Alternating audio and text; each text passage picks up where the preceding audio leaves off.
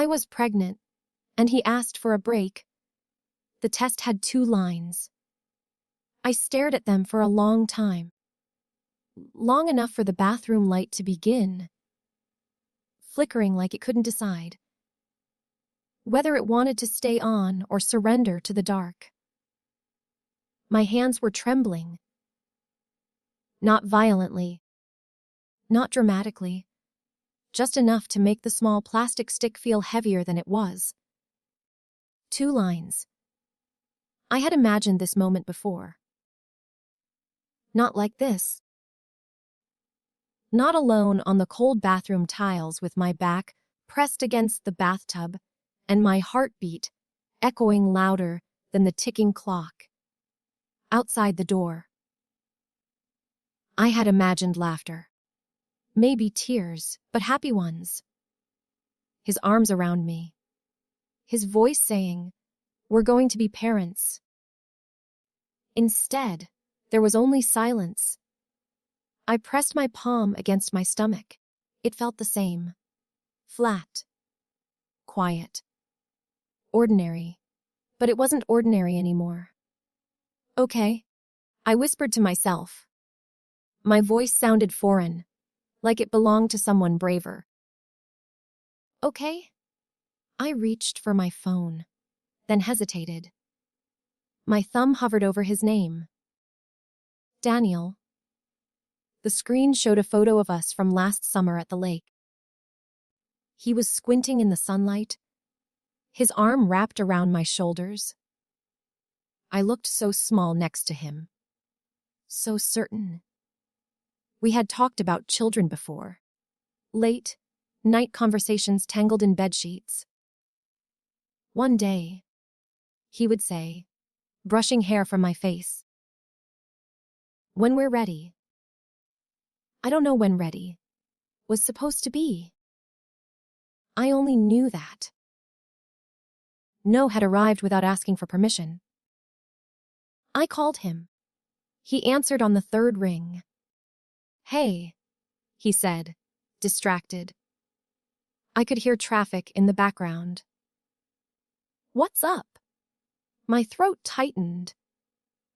I had rehearsed this in my head, but the words refused to come out in the right order.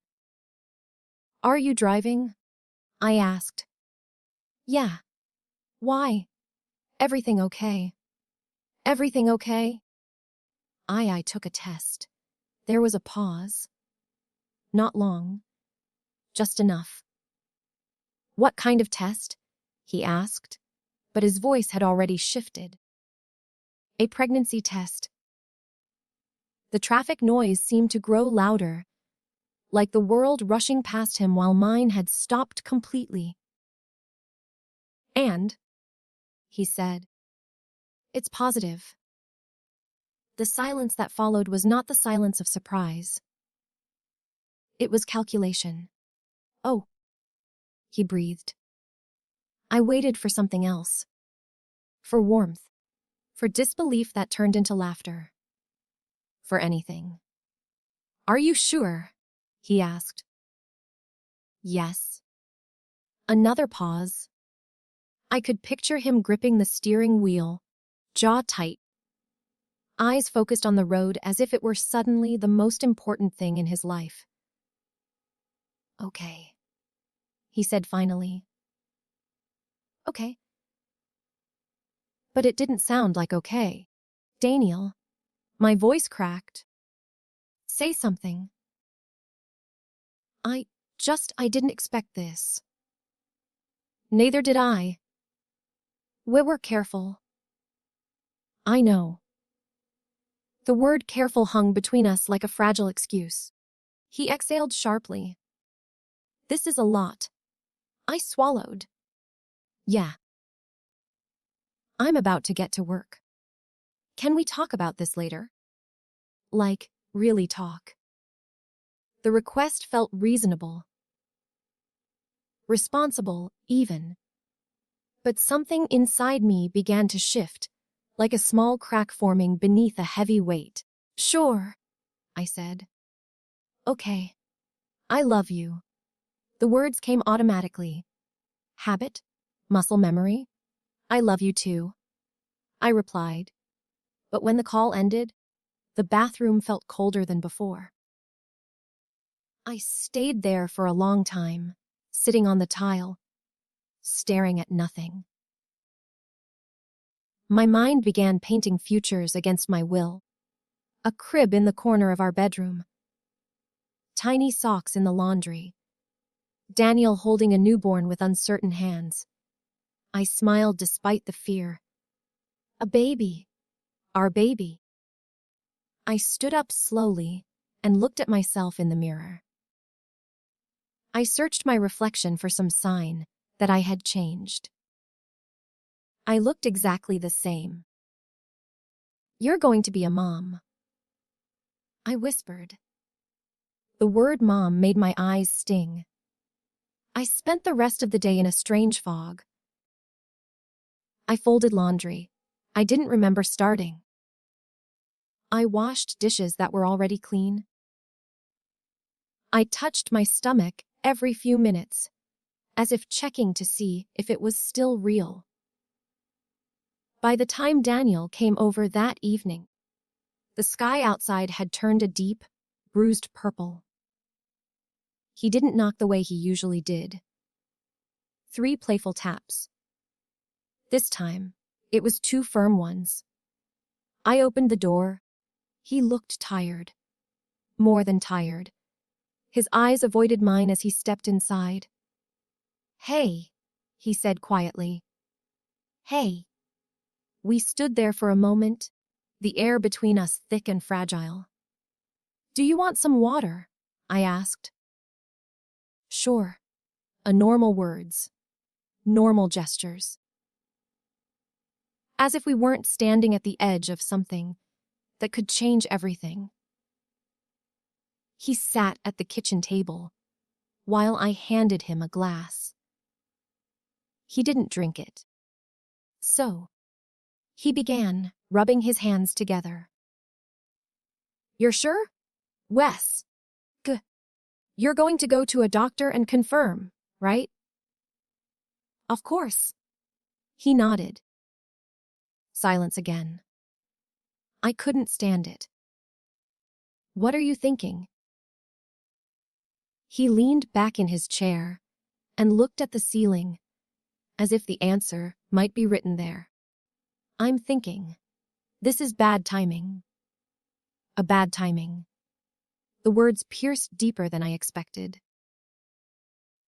There's no good timing for this, I said softly. There is better timing, he corrected. I just started that new position.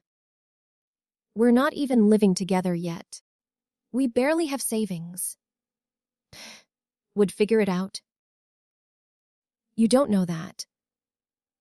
His tone wasn't cruel. It was scared. I thought you wanted kids, I whispered. I do. Someday. The emphasis on someday felt like a door quietly closing. This is someday, I said. He stood up suddenly and began pacing. I need you to understand something. This isn't just about wanting a baby. This is about responsibility. About being ready. And you're not. He stopped pacing but didn't look at me. I don't know, he admitted. The honesty hurt more than if he had lied. I felt something fragile inside me begin to splinter. Are you saying you don't want this? I asked. He hesitated. And in that hesitation, I heard everything. I'm saying. He ran a hand through his hair. I'm overwhelmed. I nodded slowly, trying to be calm, trying to be understanding. Me too. He looked at me then, really looked at me, and for a moment I saw the man I loved. The softness, the worry. I just think, he said carefully, that maybe we need to take a step back. My heart skipped. What do you mean? I mean, this is huge. And we've been arguing more lately. And now this. Daniel. I think we need a break. The word break felt unreal. A break. I repeated. Just some space. To think. To process. I stared at him, unable to breathe properly. I'm pregnant, I said slowly. I know. And you want a break. I need time. The room began to spin slightly, or maybe it was just my thoughts colliding too fast. Time for what? I whispered. To figure out if I can do this. If I can do this. Not we. I felt my hand move instinctively to my stomach again. Protective. You're already doing this, I said. Whether you're ready or not. He flinched. I'm not saying I'm leaving, he added quickly. I just need space. The word space echoed hollowly. In that moment, I realized something terrifying. I was already alone. The realization didn't crash into me the way I thought something like that would. It didn't shatter the windows or knock the air from my lungs. It settled quietly, like dust in a room no one had entered for a long time. Daniel stood in front of me, but he felt far away, like someone I used to know. How long?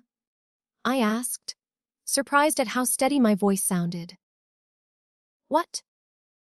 How long do you need space? He hesitated again. I was beginning to understand that his pauses were more honest than his words. I don't know, he said. A few weeks. Maybe. A few weeks. In a few weeks. This tiny cluster of cells inside me would already be growing fingers. A heartbeat.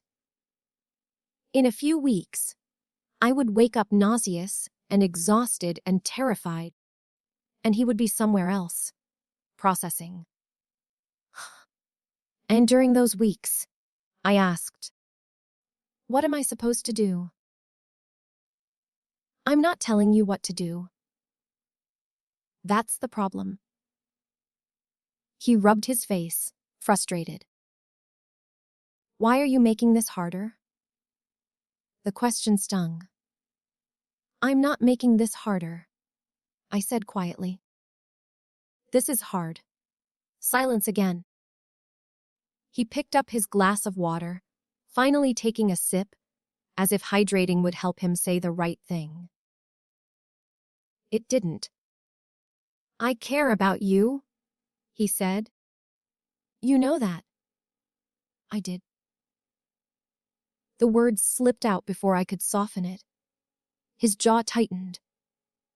That's not fair. What isn't fair? I replied, my voice beginning to tremble now. Is finding out I'm carrying your child and hearing that you need a break. He looked at the floor. I watched him, memorizing the curve of his shoulders, the way his hands opened and closed when he was anxious. I had loved those hands. I had trusted them. I'm scared, he admitted. So am I. I don't want to ruin your life. A small, bitter laugh escaped me. You think leaving me alone right now won't? He flinched again, and for a split second, I almost apologized. That was the worst part. Even now, I wanted to protect him from my pain. I'm not abandoning you, he insisted. I need to get my head straight. And what if, while you're getting your head straight, I decide I don't want you in this anymore? He looked up sharply. What does that mean? It means swallowing the lump in my throat. That I don't know if I can handle loving someone who walks away the moment things get real. That's not what I'm doing. It feels like it. We stood there, facing each other like strangers, negotiating the terms of a fragile contract. Finally, he reached for his jacket. The sound of the zipper was louder than it should have been. So that's it? I asked. For now. For now. He stepped closer, as if he might hug me. I stiffened before he even touched me. The instinct surprised both of us. I'll call you, he said. I nodded because I didn't trust myself to speak. He opened the door. The cool night air rushed in, carrying the faint smell of rain. Take care of yourself, he added. The words felt distant and rehearsed. Then he was gone. The door clicked shut with a softness that felt cruel. I stood there for a long time, staring at the wood grain of the door, as if it might rewind the last hour if I focused hard enough. My body felt heavy, not physically, emotionally, like grief had weight. I walked to the couch and sat down slowly. The apartment felt too quiet. The refrigerator hummed. A car passed outside. Somewhere, a neighbor laughed. I pressed both hands against my stomach again. It's just us, I whispered. The words broke something inside me. Tears came then. Not dramatic sobs, just steady, silent tears that slipped down my cheeks and soaked into my shirt. I didn't wipe them away. I thought about calling my mother. She would know what to say. She always did. But I couldn't bear the questions. Couldn't bear saying the words out loud. He asked for a break. Instead, I curled onto my side and let the darkness settle around me. Hours passed. I didn't turn on the lights. My phone buzzed once. My heart leaped into my throat. It was a message from Daniel. I'm sorry if I hurt you. I just need time. Please understand. I stared at the screen until the letters blurred. Please understand. I typed and erased 3 different replies before finally putting the phone face down on the coffee table. I didn't want to beg. I didn't want to reassure him that it was okay to leave. Because it wasn't okay. The next morning, I woke up disoriented. For a split second, I forgot. Then my hand moved instinctively to my stomach, and reality rushed back in.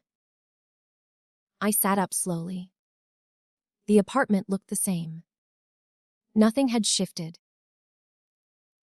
No visible sign that my life had cracked open. But inside me, everything felt different. I made an appointment with a doctor. The receptionist's cheerful voice felt almost offensive. Congratulations, she chirped when I told her why I was calling. I forced a polite laugh. After hanging up, I sat at the kitchen table and tried to eat toast. It tasted like cardboard. My phone stayed silent. I told myself that space meant space. That I shouldn't expect messages. That this was what he asked for. But every few minutes, I checked anyway. By afternoon, the loneliness had sharpened into something physical. My chest felt tight, like I couldn't take a full breath. I wandered into the bedroom and opened. the closet. His sweatshirt was still hanging on the hook behind the door. Navy blue, worn at the cuffs. He had left it here months ago and never taken it back. I pressed it to my face and inhaled. It still smelled like him. That was when the anger finally arrived. Not loud. Not explosive. Just a steady burn. How dare he ask for space from something that was growing inside me? How dare he treat this like an optional responsibility? I sat on the edge of the bed and let the anger mix with the sadness until I couldn't tell them apart. Later that evening, I received another message. Have you thought about options? Well, my heart pounded. Options. He didn't say the word, but it was there, hanging between us like a shadow. I stared at the screen, my vision blurring again. Options. As if this tiny life was a problem to be solved. As if I was a situation to manage. My fingers hovered over the keyboard. I finally typed. 3 dots appeared almost instantly. And I swallowed hard. And I'm keeping it. The typing dots vanished. Minutes passed. 10. 15. My stomach twisted, though I wasn't sure if it was fear or the beginning of nausea. Finally, a reply? I don't know if I can do this. The words felt like a door slamming shut in slow motion. I read them again. And again. I don't know if I can do this. I placed the phone down carefully, as if it might shatter. Then I wrapped my arms around myself and let the reality settle in. He was already slipping away. And I was beginning to understand that no amount of love could make someone stay if they were already halfway gone. And I was beginning to understand that no amount of love could make someone stay if they were already halfway gone. The thought lingered with me through the night, heavy and immovable. I didn't sleep much. Every time I closed my eyes, I saw Daniel standing at the door, his hand on the knob, already turned toward the hallway, before he'd even stepped out. I replayed the moment over and over, as if there had been a different sentence I could have said. Something softer, something more convincing. That would have made him choose us. But the truth was unbearable in its simplicity. If he wanted to stay, he would have. The morning light crept through the curtains, pale and unforgiving. I rolled onto my back and stared at the ceiling. I'm keeping you, I whispered to the quiet room. Saying it out loud made it real in a way that typing it hadn't. My voice trembled, but the decision didn't. A wave of nausea hit suddenly, sharp and unexpected. I barely made it to the bathroom in time. When it passed, I sat on the cold tile floor again. Just like 2 nights before. Only this time, I didn't feel stunned. I felt changed. There was something grounding about the sickness. A reminder that this wasn't theoretical. My body was already adjusting, already protecting. I pressed my hand to my stomach once more. I've got you, I murmured. The doctor's appointment was in the afternoon. I considered asking someone to come with me, a friend. My sister. Even Daniel. But the idea of him sitting beside me, distant and uncertain, felt worse than being alone. So I went by myself. The clinic smelled like antiseptic and lavender air freshener. A strange combination of clinical and forced comfort. Couples sat in the waiting room, hands intertwined, heads bent together in quiet conversation. One woman rested her head on her partner's shoulder while he traced lazy circles on her arm. I looked away. When the nurse called my name, I stood slowly, suddenly aware of how solitary my footsteps sounded. The exam room was small, the walls painted a soft blue. There were framed photos of smiling babies everywhere. I didn't know whether to find that reassuring or cruel. First pregnancy. The nurse asked kindly, as she wrapped the blood pressure cuff around my arm. Wes. Excited. The question caught in my throat. Yes, I said after a pause. It wasn't entirely a lie. When the doctor came in, she spoke gently, efficiently. She asked about my last cycle, about symptoms, about support. Do you have someone with you today? She asked. No. I answered. She didn't push further. I was grateful for that. The ultrasound room was dimly lit. The gel was cold against my skin. I watched the ceiling while she moved the wand carefully. Then I heard it. A faint, rapid sound, like distant hooves. My breath caught. That's the heartbeat, she said softly. The world stopped. I turned my head slowly toward the screen. There it was, a tiny flicker. Small, fragile, alive. My eyes filled instantly. That's your baby, she continued. My baby. The sound was fast and steady, determined in a way that made my chest ache. I covered my mouth to keep from sobbing. In that moment, Daniel's uncertainty faded into the background. His doubts, his need for space, his fear. They all seemed small compared to that steady rhythm echoing through the room. You're about 6 weeks. The doctor explained. Everything looks good so far. Everything looks good.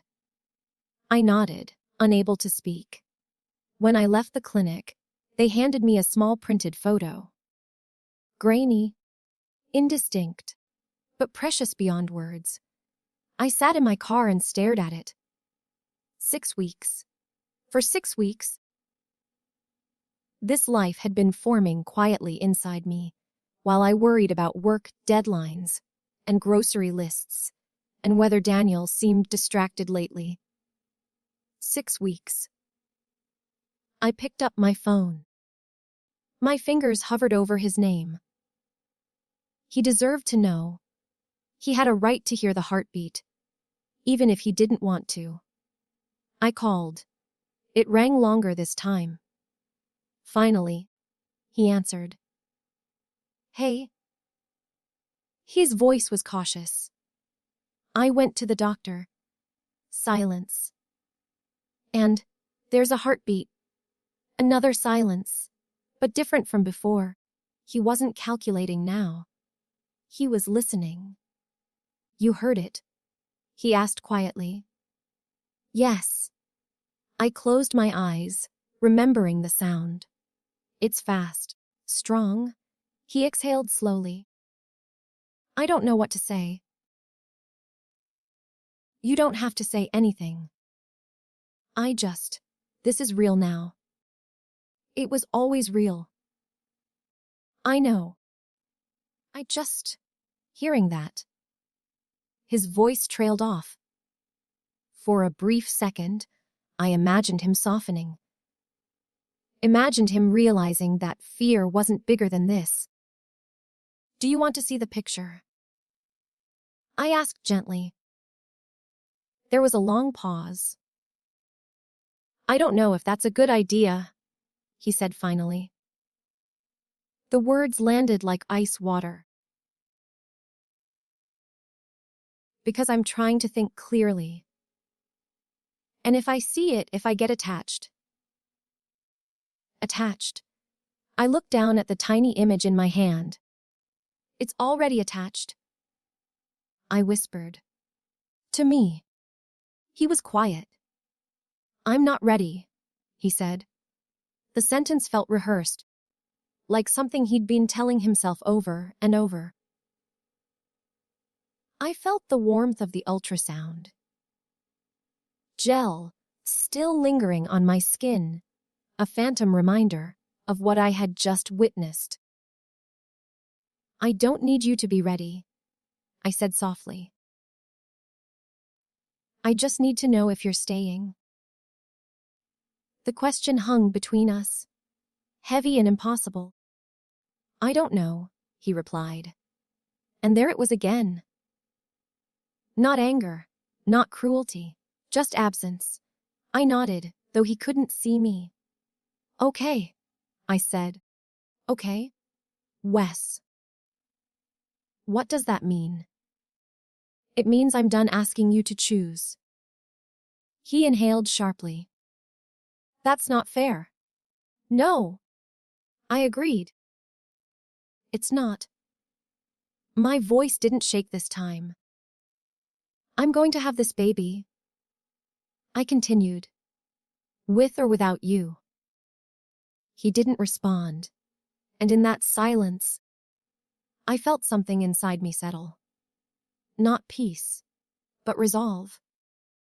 I'll send you the picture, I said. Okay. See, we hung up without saying I love you. I stared at the screen for a long time after the call ended. Then I opened the photo app and took a picture of the ultrasound. Before sending it, I hesitated. If he couldn't bear to look at it, that was on him. I pressed send. The message delivered instantly. I placed the phone on the passenger seat and started the car. As I drove home, I kept one hand resting lightly on my stomach. The road stretched ahead, uncertain and long.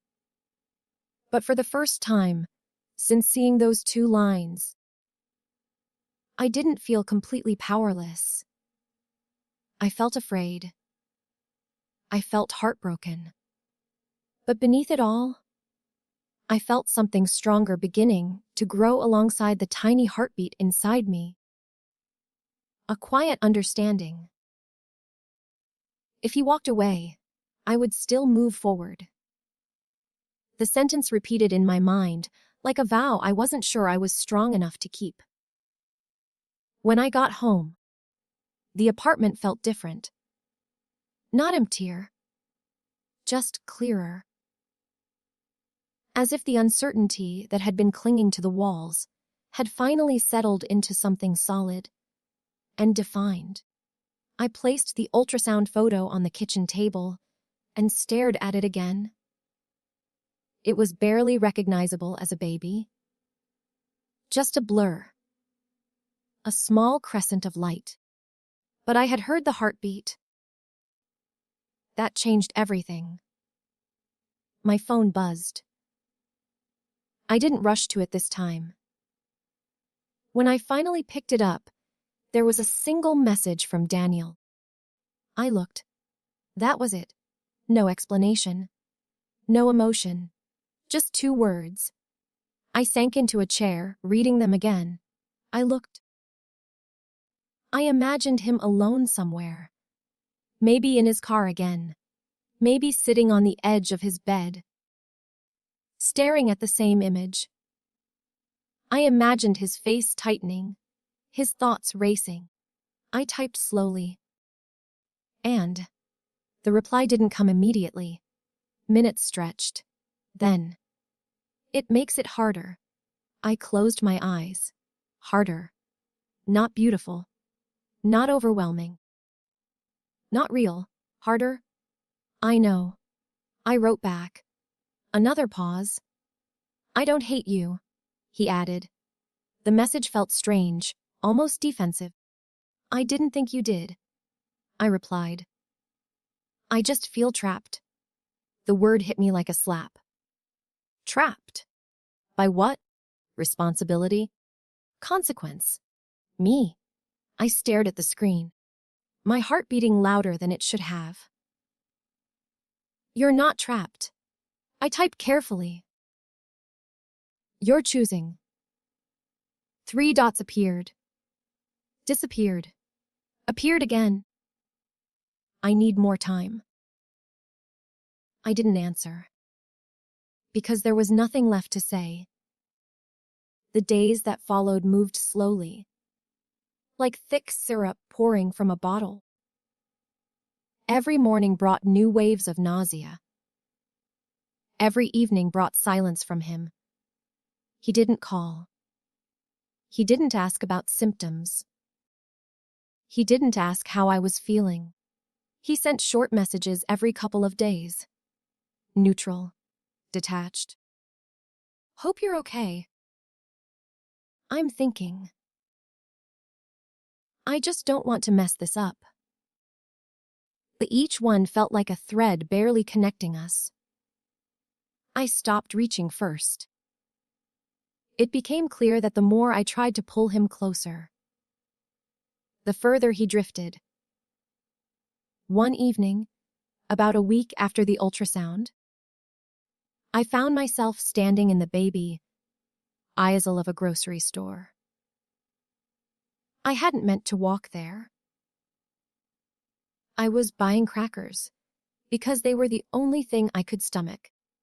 And somehow my feet had carried me past shelves of tiny bottles and pastel blankets. I stood there, staring at a pair of impossibly small socks. They were white with tiny yellow stars. I picked them up. They fit in the palm of my hand. My throat tightened. I don't know how to do this, I whispered under my breath. A woman nearby smiled at me, her own cart filled with diapers and formula. How far along are you? She asked kindly. Almost 7 weeks, I answered. Congratulations, she said warmly. The word echoed. Congratulations. I smiled politely. She moved on, and I placed the socks back on the shelf. Not because I didn't want them, but because buying them felt like stepping into a future I was still trying to build alone. That night, Daniel called.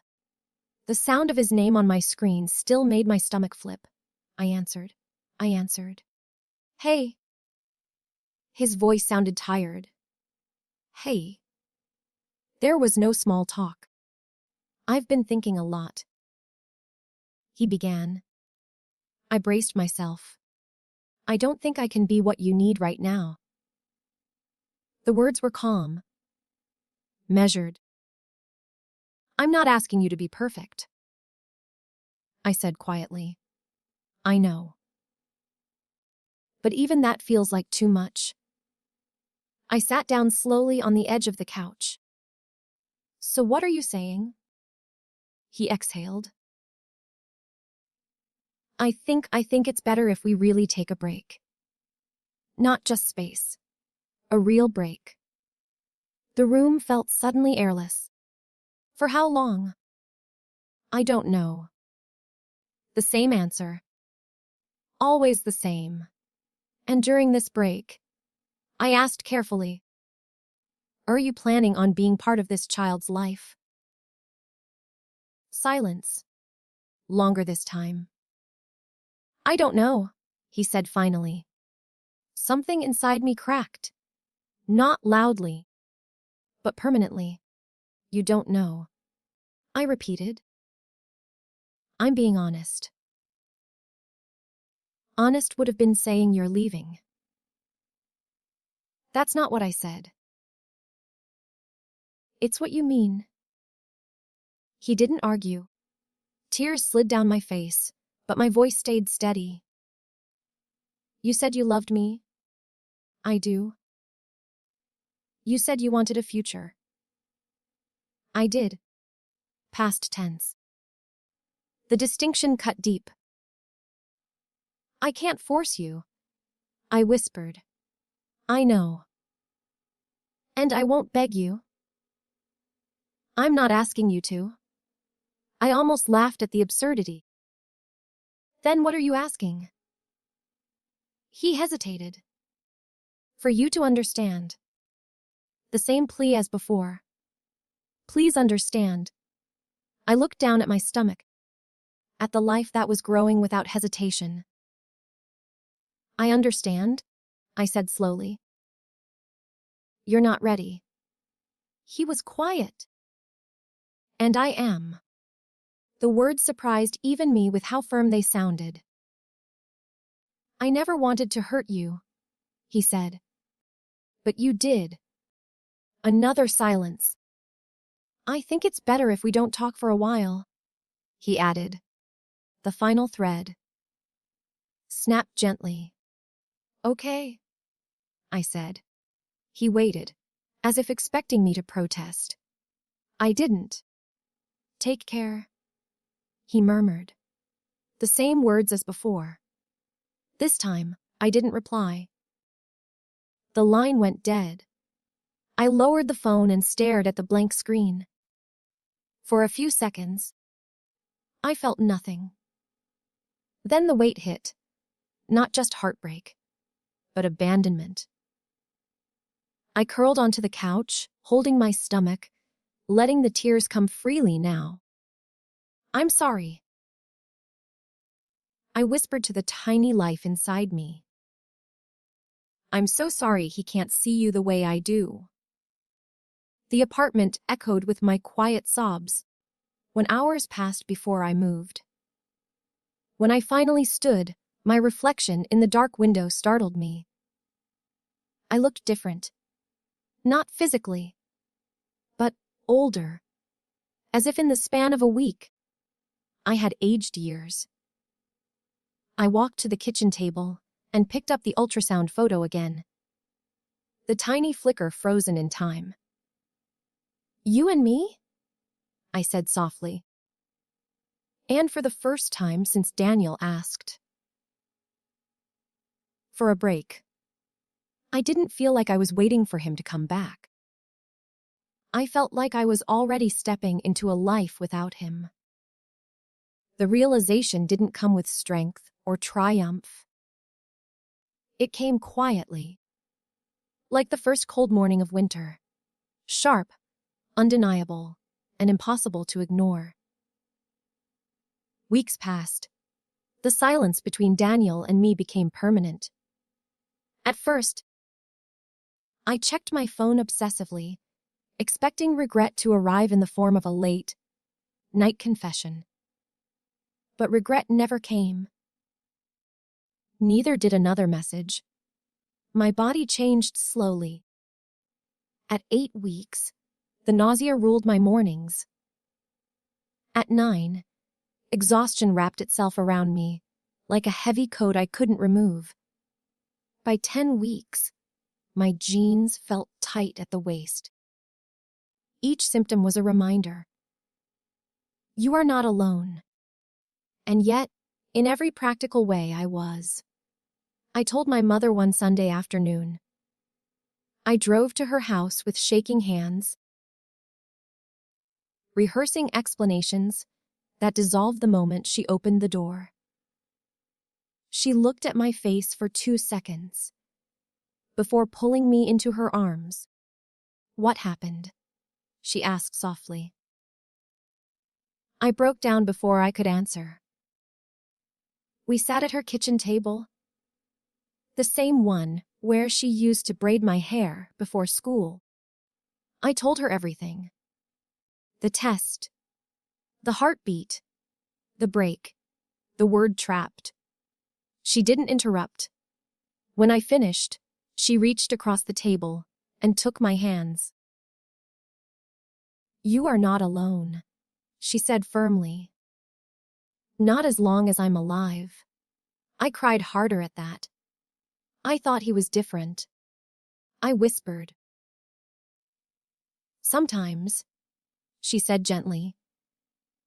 People are only ready for love when it's easy. The sentence stayed with me.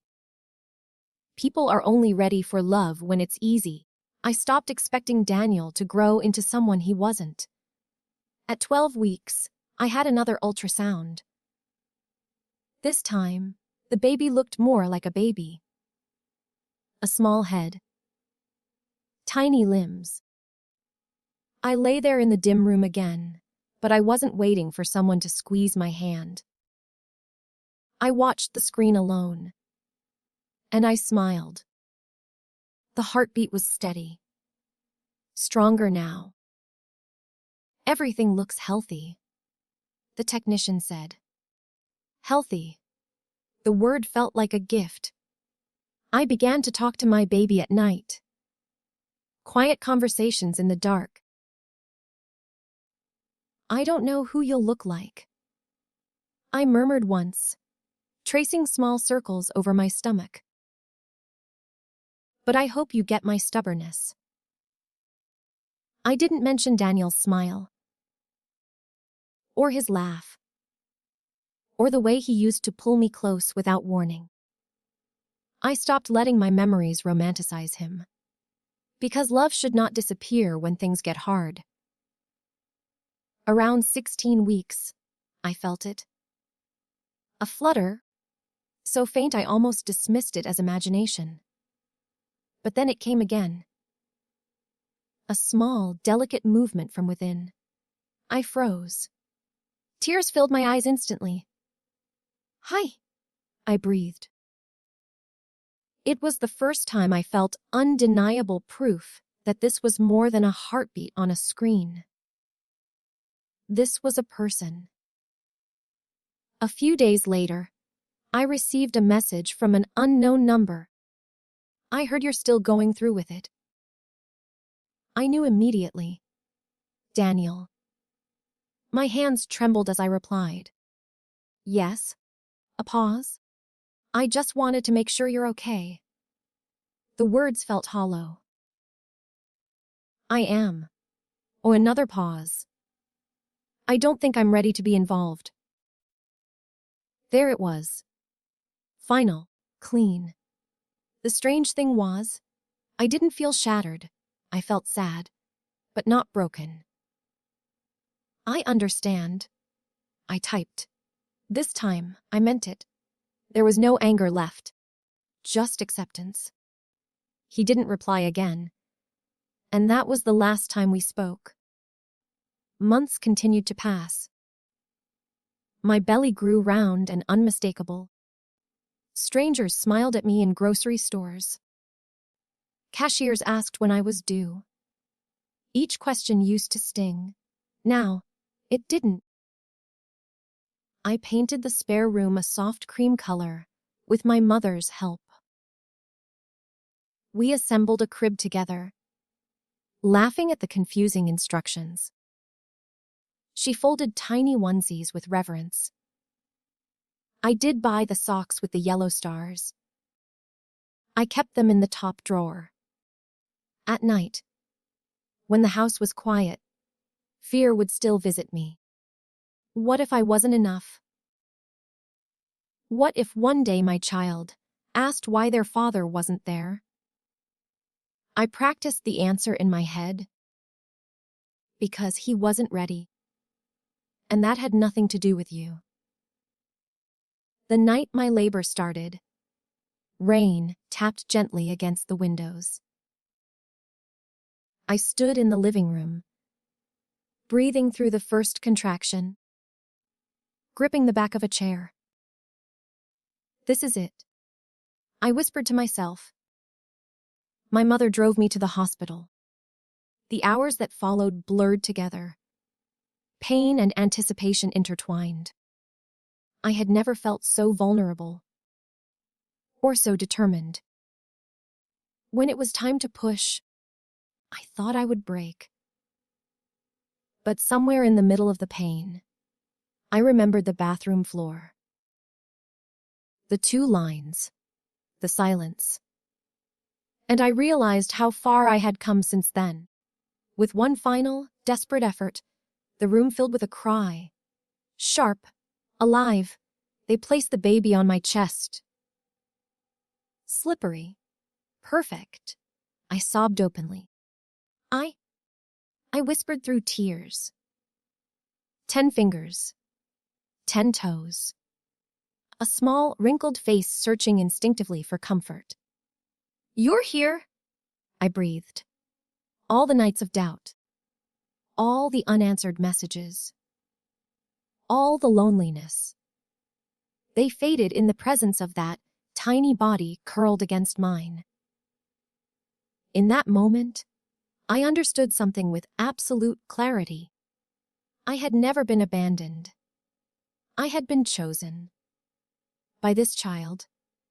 Days later, back home, I sat in the rocking chair in the cream-colored room.